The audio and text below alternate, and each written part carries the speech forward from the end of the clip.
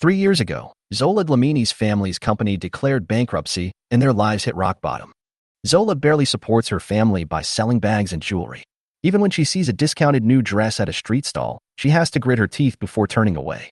Thabo Okonkwo always stood by Zola, comforting her in an almost gentle tone. "Hold on, the hard times won't last long." Zola had always thought that he had nothing, until that day when Thabo finally spoke casually. "Actually, I still have some savings, probably tens of millions of rand." At that moment, Zola felt a buzzing sound in his head and almost passed out from anger. Thabo explained sincerely, "I just want to know that you love me, not my money. I am testing you, Zola." Zola's nails almost dug into his palms, but he could only force a sneer at the corners of his mouth. However, the more ridiculous thing is yet to come. When their daughter Abani was born, Thabo actually created a so-called poverty-style education method by himself. He said it could hone the child's will.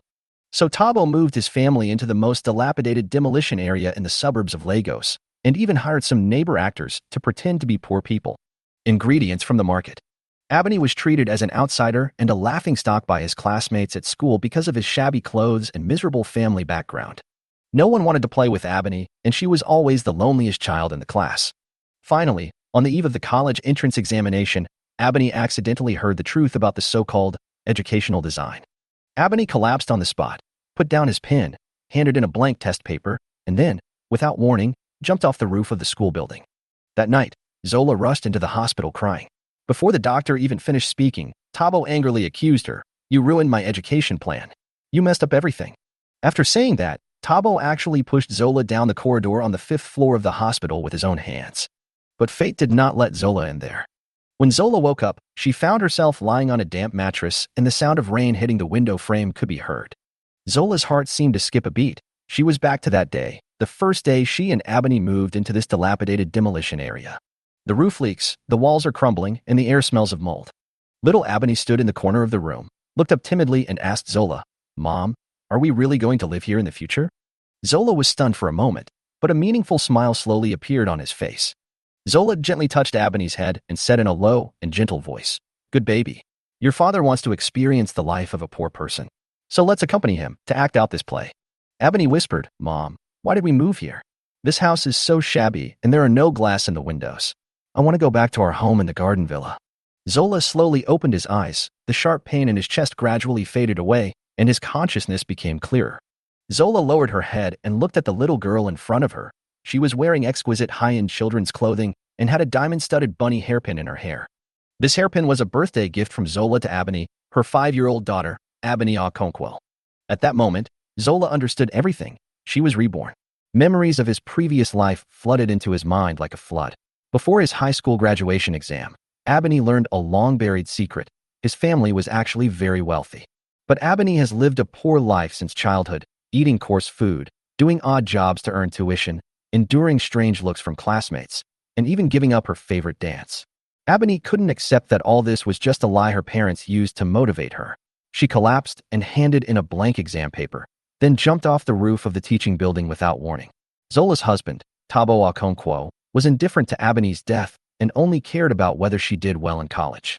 When it was confirmed that Abani had handed in a blank paper, Thabo directed all his anger at her. Thabo accused Zola of leaking family secrets and destroying the educational plan he had built for many years, and eventually lost control and pushed her down the stairs. Zola fell to his death on the spot and was unable to see Abani for the last time. And now, Zola opened her eyes and saw Abani still alive, standing in front of her. She knew God gave her another chance. Zola could no longer hold back her emotions. She squatted down and hugged Abani tightly, tears streaming down her face. Abani was startled, and in confusion, he stretched out his little hand to wipe Zola's tears and asked softly, "Mom, what's wrong with you? What did Abani do wrong? Did you make Mom angry?" Zola smiled with tears in her eyes and touched Abani's head, feeling an indescribable pain and regret in her heart. In her previous life, Zola actually believed her husband's obsessive theory of wanting her daughter to become a successful person and forced Abani to grow up according to a predetermined path. But now, Zola is completely awake. As long as her Abani is healthy, kind, and happy, that is enough. No matter what the future holds, Zola must protect Abani and no longer force her to live for anyone's expectations. And Zola will never let go of Thabo, the man who once ruined her and Abani's life. Zola held Abani's hand tightly and looked at her seriously. My dear, this is our little secret. Daddy said he wanted to experience the poor life in the past. We have to cooperate with the performance and not let him find out. Dad wants to teach Ebony the principle of hard work and perseverance. Ebony, can you promise Mom that you will be obedient in front of Dad and not reveal the truth, okay? Ebony nodded seriously. I know, Mom. Zola took Ebony and pushed open the rusty iron door. A man in a sanitation uniform stuck his head out from next door, and Ebony greeted him obediently. The house was covered in dust, and the furniture was tattered, with only a few old items left. A man stood by the window smoking, his back so familiar that Zola felt cold all over. It was Thabo. Zola took a deep breath, forcing herself to forget the moment in her past life when Thabo pushed her down the stairs. Zola gave Ebony a gentle push. Ebony walked to Thabo, pulled his sleeve, raised his little face, and smiled sweetly. Dad, don't be sad. Mom and I will be with you. Thabo raised his hand and touched Ebony's head. He said in a cold voice, Have you seen our neighbor next door? If you don't study hard, you will only be able to sweep the streets in the future. Ebony was stunned for a moment, trying to remember what her mother taught her, and responded obediently. Ebony will study hard and help Mom and Dad with housework. Thabo pinched Ebony's face in satisfaction, then turned his gaze to Zola, his eyes full of pride and calculation. Zola just felt nauseous and tried hard to suppress his emotions and turned his head away. Zola lowered her voice and said, Husband, we have to go out and make money. Before they walked out of the house, Thabo pointed to the broom and mop at the door and said, Ebony, clean up the house and wait for us to come back. Ebony looked at the mop that was taller than him and nodded hesitantly. When they reached the corner, Zola spoke first. Honey, I have an appointment at the beauty salon today and won't be back until the evening. You go around first and we'll see each other later. When Thabo heard this, he immediately agreed. It just so happens that the company has something to do, so I'll stop by too. Zola watched Thabo's back disappear around the corner with cold eyes. After a while, a shiny luxury car drove out and drove away into the distance. Zola stood there, a sneer on his lips. The so-called company is actually just an empty shell created by Thabo and a few of his cronies. Thabo appointed himself chairman, and the remaining 5 managers lost hundreds of thousands every year. The only purpose was to falsify financial statements and deceive Ebony in his previous life. Zola went back upstairs and pushed open the iron door again. In the room, little Ebony was sitting on the floor, struggling with the mop. He was sweating all over, and his clothes were soaked with dirty water. Zola felt sad and rushed over to pick up Ebony. Ebony tilted his head to look at her in confusion. Mom, didn't you go out? Zola smiled and helped Ebony wipe his face. Dad is gone. Now it's just us. We don't have to continue the performance for now. Come on, Mom will take you out to play. But Ebony shook her head seriously. I'm not acting, Mom. If we really want to live here, I also want to help you and Dad clean up this place. Zola's eyes were hot and her nose was sore. She nodded gently and dialed the number. Please arrange a housekeeper for me. The demolished house is number 106, Ueshon Road, on the left side of the 3rd floor. Be careful not to be seen by the neighbors when you come in, and don't clean too clean. Zola picked up Ebony, closed the door, and drove to a large shopping mall in the west of the city, far away from Thabo Okonkwo's company. At the mall, Zola bought her daughter Ebony a new set of clean clothes to replace the soiled dress. Zola did not throw away the old clothes, thinking that she could use them as performance costumes when she got home. After lunch, Ebony took Zola's hand and said he wanted to go to the Fairy Tale Castle amusement park in the mall. Zola walked slowly with the child, passing 2 cleaners who were busy cleaning the window glass. Ebony's eyes stayed on the 2 men and his pace slowed down. Zola suddenly realized that perhaps the unpleasant words Thabo said in the morning had affected her daughter. Zola stopped, squatted down, and whispered to Ebony. Ebony, what Dad said today is wrong. Don't think that way. Remember, no matter what work you do, as long as you work with your own hands, you deserve respect. Ebony thought for a moment, nodded, then ran over happily and stuffed the empty bottle in his hand into the bag for bottles next to the cleaning vehicle. The cleaner smiled with satisfaction and praised. Little boy, you are great. Ebony turned and ran back, smiling so much that his eyes narrowed into crescents. Zola stood there, looking at Ebony's back, but his heart could not calm down for a long time. Everyone who works with their own hands deserves admiration. But Zola himself has not put this belief into practice for several years. Before marriage, Zola was the founder of a startup company in Abuja, Nigeria. He led his team to the forefront of the industry, and his career was once booming. Zola is too busy with work to take care of her family, but her parents keep urging her to get married. It was at that stage that Zola met Thabo Okonkwo. Thabo was very righteous at the time, saying that he didn't want women to revolve around the family, and even encouraged Zola to continue her career. When Thabo heard that Zola was on the rise, he promised to take care of household chores after marriage. Thabo's eyes were firm and his voice was sonorous, which moved Zola. Half a year later, Zola agreed to the proposal, and the two registered their marriage and held a simple wedding. At first, Thabo really kept his word. He kept the house in order and was even good at cooking. If Zola had not gone home temporarily to get some documents and had not seen a maid washing clothes who had never appeared before, she might have continued to believe in Thabo's image as a responsible and virtuous husband. After the truth was revealed, Thabo explained that he also wanted to go out and pursue his career, so he hired a helper at home. Zola was too busy at the moment, so he acquiesced. However, within a year, the company suffered a huge blow when several prominent investors suddenly joined forces to suppress Zola, monopolizing resources, maliciously acquiring the company, and driving up costs. Zola watched the company slide from its peak into bankruptcy, leaving it with millions in debt. Zola fired the maid and started to do everything herself. Fortunately, Thabo remained docile on the surface. He lived frugally with her and did odd jobs together, looking like a couple who shared hardships. Zola was moved to tears several times, but she didn't know that it was all just acting.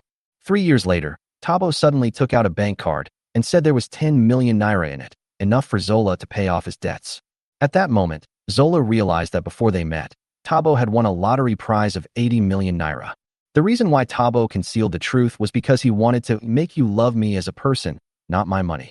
Zola was furious and filed for divorce. But at this juncture, Zola discovered that she was pregnant. Zola couldn't bear to let her child be born with huge debt, and after Thabo's sweet words, she softened her heart and decided not to divorce.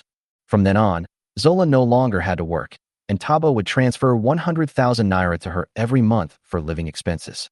Although Zola still had some grudges in her heart, the birth of her daughter diluted all the anxiety.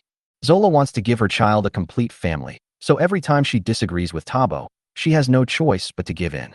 By step, Zola was brainwashed by Thabo's educational philosophy and actually pushed herself and her child into the abyss.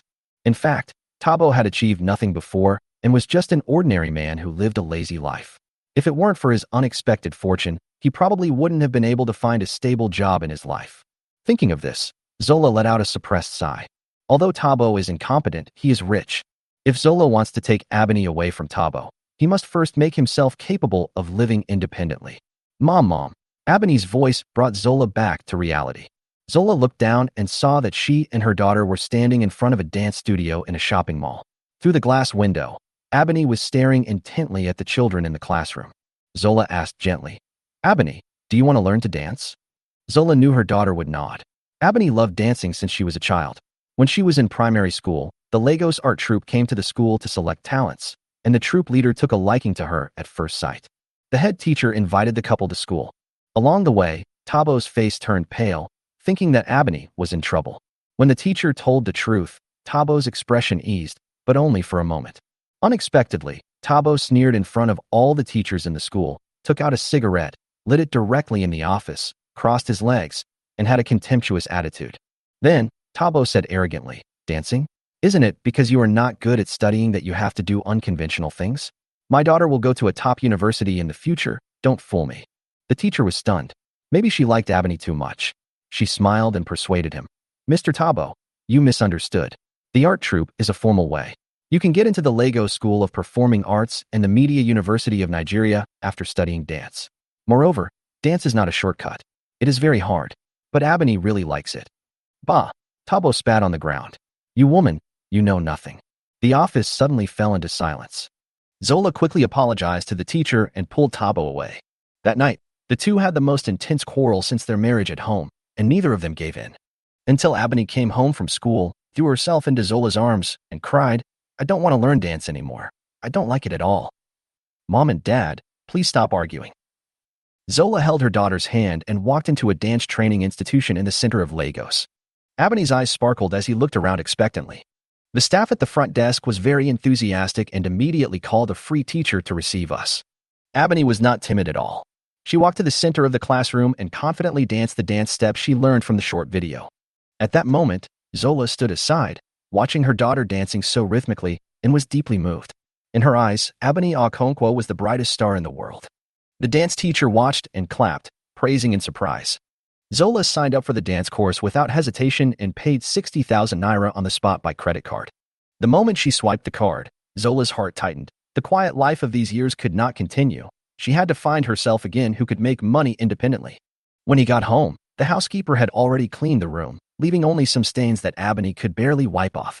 Abani changed his daughter's old clothes, smeared some dust on her face, leaned over and gave her some serious instructions, then drove to the beauty salon alone. Half an hour later, Thabo Okonkwo's car also stopped in front of the beauty salon and they went home together. When entering the house, Zola pretended to be surprised and said in an exaggerated tone, "Oh my God, Abani, did you clean this house by yourself? You are amazing." Abani ran out of the room. Her face was pale, but she couldn't hide her smugness.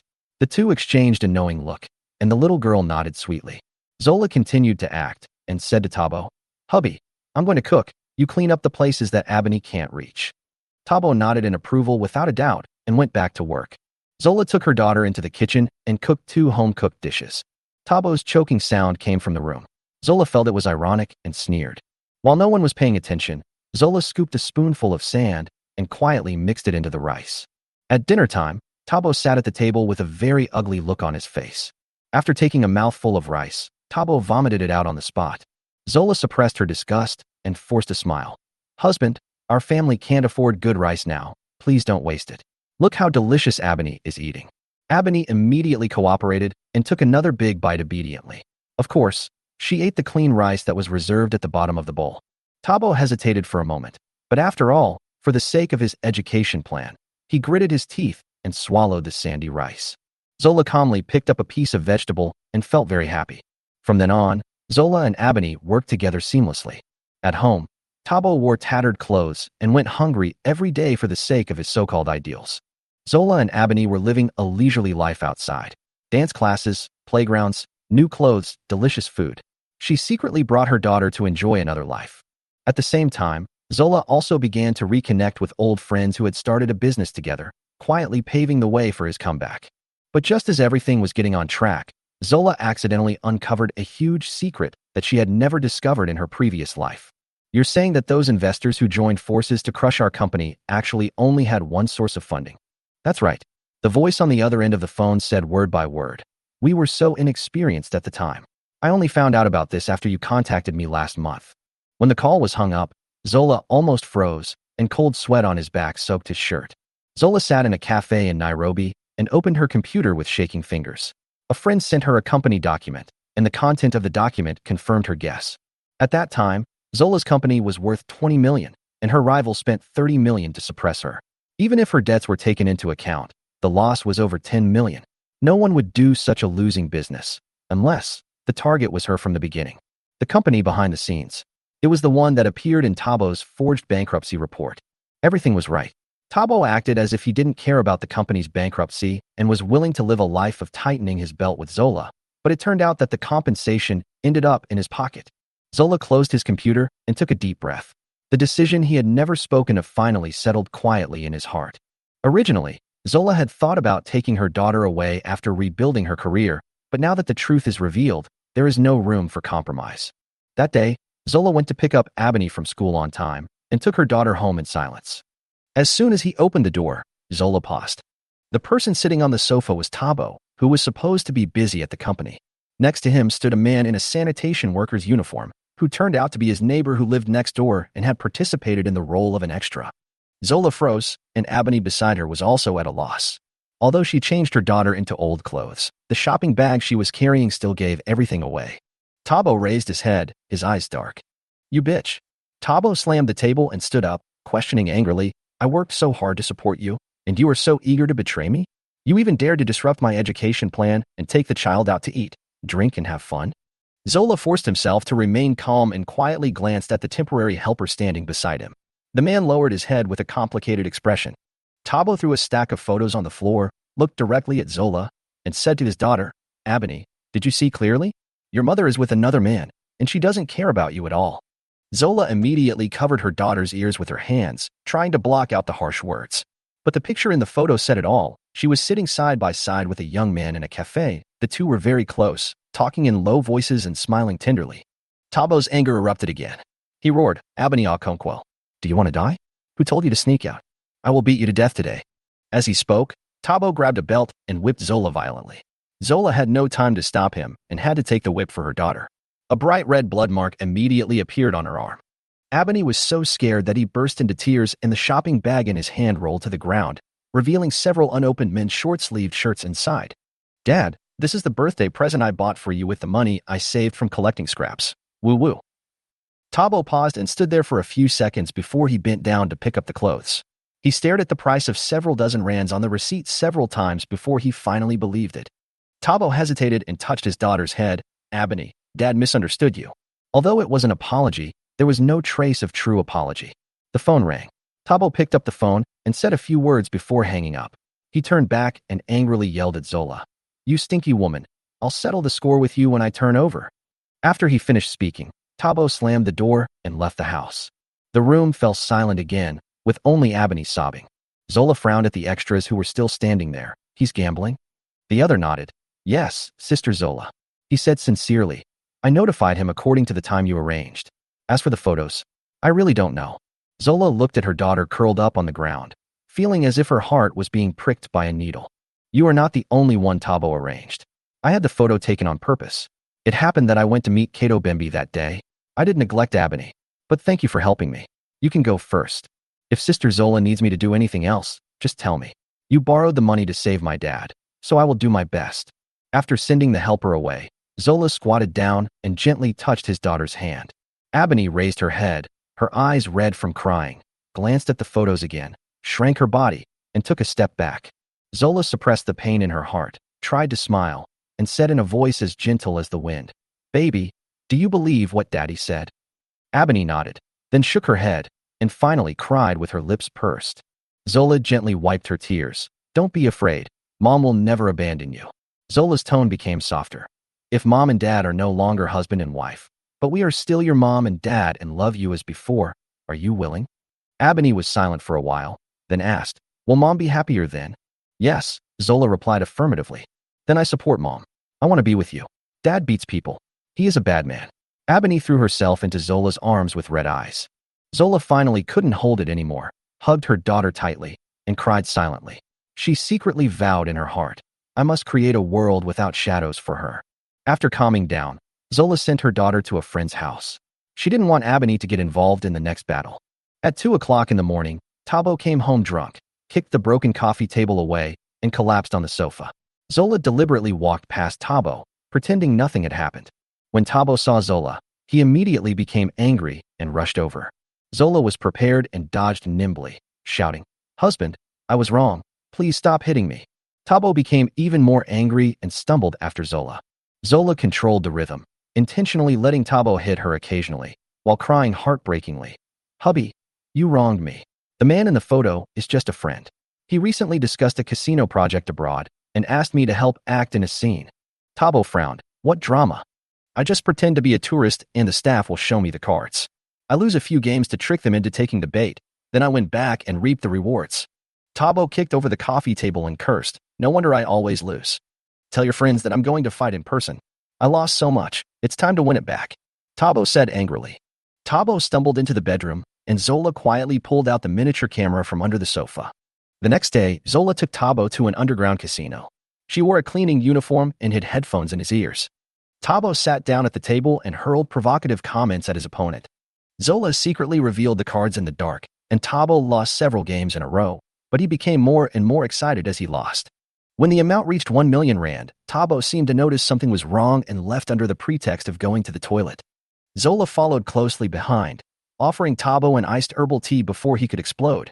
"My friend checked. The guy on the other side is worth hundreds of millions. We still have to lose a few more games." Thabo finished his herbal tea and considered it through gritted teeth. "Zola strikes while the iron is hot. Husband, you are smart. You should know that you have to play the long game to catch big fish. Wait until he loses control, and tens of millions per game is not a dream." Thabo was sweating and his eyes were wandering. Zola hid the empty medicine bottle in his hand and continued to induce him. "When Abney gets into a good university, you will become the most successful father, with both money and face." Yes. I'll go get the money now. That man in the suit looks like he deserves a beating," Thabo said with a smile. However, Thabo's hands were shaking when he took out his phone, so Zola gently held his hand and said, Don't be nervous, husband. We are going to be rich. Taking advantage of the opportunity, Zola put the phone into his pocket and secretly wrote down the password. Zola patted Thabo on the shoulder and said, "Go back now and don't let it get away. I'll continue to show you the cards later. You can do it. I believe in you." Sitting back at the gambling table, Thabo's face had begun to flush abnormally. Apparently, the hallucinogen that Zola had put in his herbal tea in advance had begun to take effect. Thabo listened to the card information quietly revealed by Zola in the headphones, and without any hesitation, he directly put all 10 million chips on it. The moment the cards were opened, the entire 10 million disappeared, and the person on the other side took away all the chips without mercy. Thabo suddenly stood up as if he had lost his mind and rushed towards the other side like crazy, trying to grab back the chips. At this moment, Zola was pretending to be a cleaning staff, standing aside with a mop. Seeing Thabo's impulsive action, she kicked him in the knee without hesitation. Thabo fell to his knees with a terrified expression. Zola immediately leaned close to Thabo's ear and whispered anxiously, "Hubby, Abani is here. Abani is here to see you." Thabo panicked and looked around, his eyes full of fear and confusion. Zola pushed him down. "Don't look up. Hurry up. Pretend to be bullied. Abani can't know you have money. The education plan must not be exposed. Husband." Thabo nodded repeatedly as if he had grasped a life-saving straw, repeating in his mouth, "Yes, yes, education plan, education plan." The effect of the hallucinogen became more and more obvious. Thabo was almost unconscious. He suddenly cried out, I'm sorry. Zola scolded Thabo with a cold face and slowly stood up. "Louder. I can't hear you." Thabo panicked and began to kowtow and beg for mercy like a child. "I was wrong. I'm sorry. Zola looked at Thabo, mercilessly reached out and grabbed his collar, pulled him up, and forced him to look directly at me. "What did you do wrong?" I shouldn't gamble," Thabo said anxiously. "What else?" Zola said coldly. I shouldn't have lied to you. I shouldn't have hired someone to destroy your company." Thabo cried like a man who had completely broken down, choking as he shouted. Zola's eyes gradually turned cold. In this life, she was no longer the woman who could be easily defeated by Thabo. In her previous life, Abani accidentally found out before the college entrance examination that they had been hiding the true family situation from her all these years. Abani simply couldn't accept that he had to endure hardships, work, and live frugally since he was a child, all just to cooperate with his parents' education plan in disguise, when in fact, their net worth had already exceeded tens of millions. Zola sneered and let go of Thabo. He fell again like mud, with only pleading cries coming out of his mouth. The man in a suit across from the card table stood up and handed the miniature camera that had been secretly filming back to Zola. Zola nodded to him gently. "Thank you, Lawyer Kato Bembe." Zola took the camera and finally breathed a sigh of relief. At this moment, a ray of afternoon sunlight filtered through the crack in the basement door, quiet and clear, just like Zola's calm yet determined mood at the moment. And from beginning to end, no one came in from outside the door. With Thabo's cell phone password, Zola dug out all the evidence of how he secretly plotted to sabotage her career many years ago. Those methods were so sinister that they had already violated the law and were classified as malicious competition. Combined with the domestic violence video that Zola had secretly filmed, and with the outstanding legal skills of attorney Kato, she successfully completed the divorce proceedings, obtained custody of her daughter, and nearly 30 million in compensation. Thabo had spent money like water in recent years without any restraint. After he handed in the compensation, there was only a pitiful 1 million yuan left in his account. But Thabo did not repent, nor did he make good use of his remaining luck to start over. Instead, he still dreamed of recreating the miracle. The ending is obvious. Thabo spent his last million on lottery tickets, but didn't win a single cent and lost everything. Zola didn't care at all about how he would live from now on. Abani has received millions of likes through her own dance short videos. A well-known children's dance instructor abroad extended an olive branch to Abani. After submitting his resume, Zola successfully passed the interview and was accepted by a top multinational company to become their project manager in Africa. On the day Zola was leaving the country, at the moment of seeing him off at the airport, the best lawyer friend, as Abani called him, came. "Ms. Zola, will we see each other again in the future?" Zola looked at Kato and said with a smile, "Mr. Kato, the word, later, is too far away. At this moment, I just want to tell you that life is like a small boat, and ups and downs are common. The most important thing is to never give up the courage to start over again. As long as you have love in your heart, you can overcome all obstacles and move forward fearlessly. No matter where you go, you will eventually encounter a bright and smooth road."